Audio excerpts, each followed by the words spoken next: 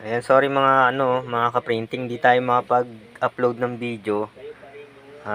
Ayan, araw-araw tayong puyat. Anong oras na? Ay 2 AM na. Ayan. Ayan. Freelancer lang po tayo mga ka-printing, no? Small time tayo. Ayan. Ito DTF. Ayan.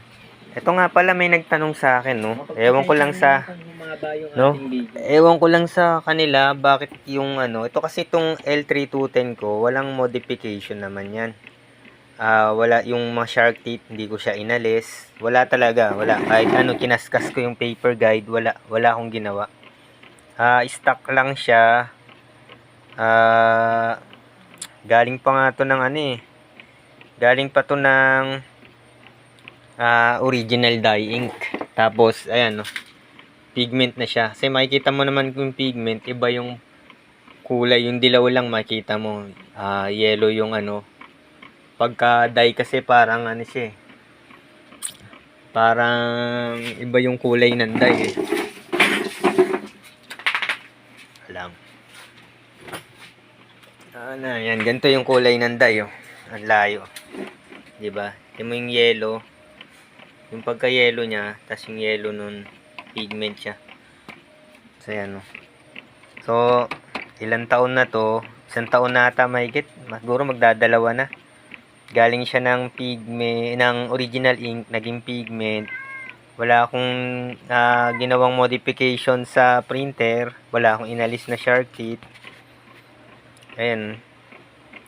Yung guhit na nararanasan ninyo. So, hindi natin alam kung pare-parehas yung Pero sa akin naman, wala naman. Tapos, etong aking photo paper ay hindi pala photo paper, photo sticker ay 90 GSM lang. Hindi ako gumagamit ng makapal. So, siguro baka sa thickness ng sticker, no? Ayan. So, yung nag-message sa akin, pang sisintra daw nila, no? Para sa akin kasi photo sticker, pwede naman gamitin sa Sintra. Pero, mas madali yan mababakbak eh. Kasi yung coat niyan, tas lalagyan mo ng photo top. Minsan yung photo top, lalo na to 90 GSM, mas makapal pa yung photo top kaysa dito sa photo sticker. So siguro ang maganda dito yung economy na photo top, yung manipis. Pero kung magsisintra kayo, no? Pag magsisintra kayo, mas maganda siguro kung vinyl sticker yung gamitin niyo, no? Tulad ng White Tiger, yung High-Tech, Quap, no? Mas okay para sa Sintra.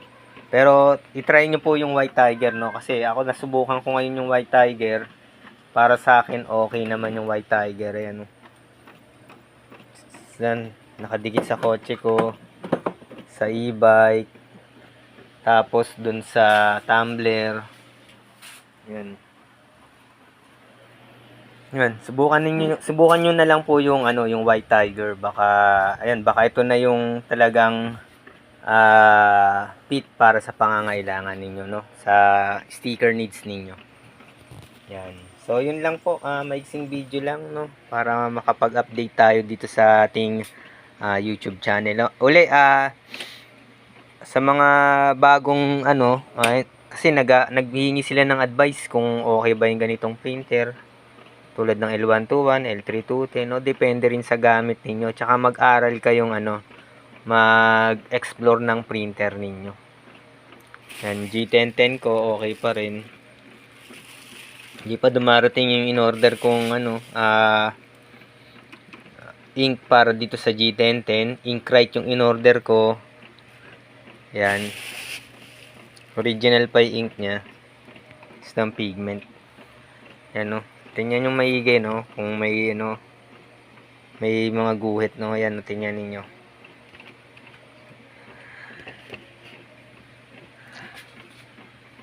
Yan, follow nyo rin po yung yung page nitong Chef Pig Lechon Kawali. Wala naman. So yan lang po mga ka-printing, no. Maraming salamat.